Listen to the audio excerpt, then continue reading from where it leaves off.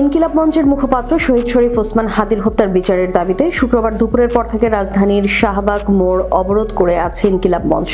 একই সঙ্গে শাহবাগেই রাতে অবস্থান করার ঘোষণা দিয়েছে আন্দোলনকারীরা। শুক্রবার জুমার নামাজের পর ইনকিলাব মঞ্চের নেতাকর্মী সহ সাধারণ শিক্ষার্থী ও জনতা ঢাকা বিশ্ববিদ্যালয়ের কেন্দ্রীয় মসজিদ থেকে বিক্ষোভ মিছিল নিয়ে শাহবাগ মোড়ে এসে অবস্থান নেয়। ইনকিলাব মঞ্চের সদস্য সচিব আব্দুল্লাহ আল জাবের সন্ধ্যায় অবরোধ কর্মসূচিতে বলেন, খুনিদের গ্রেফতার করতে আমরা 25 ডিসেম্বর পর্যন্ত সরকারকে সময় দিয়েছিলাম।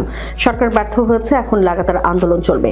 সরকার ওসমান হাদির নিরাপত্তার ব্যবস্থা করতে পারেনি, এখন খুনিদের গ্রেফতার না করা পর্যন্ত সরকার পদত্যাগও করতে পারবে না। পদত্যাগ কোনো সমাধান নয়, খুনিদের গ্রেফতারই একমাত্র সমাধান। তিনি বলেন, আমরা এই জনগণ রাজপথে নেমেছি শহীদ ওসমান হাদির রক্তের বদলা নেওয়ার জন্য। যতক্ষণ পর্যন্ত সরকারের উপদেষ্টারা এখানে এসে জনগণের সামনে জবাব না দেবেন, ততক্ষণ পর্যন্ত আমরা শাহবাগ ছাড়ব না। আমরা রাতভর অবস্থান করব, যতক্ষণ পর্যন্ত খুনিদের গ্রেফতার না করা হয়। অবরোধ কর্মসূচি চলবে। অবরোধের কারণে শাহবাগ ও আশপাশের এলাকায় যান চলাচল বন্ধ হয়ে যাওয়ায় ভোগান্তিতে পড়েছেন সাধারণ মানুষ।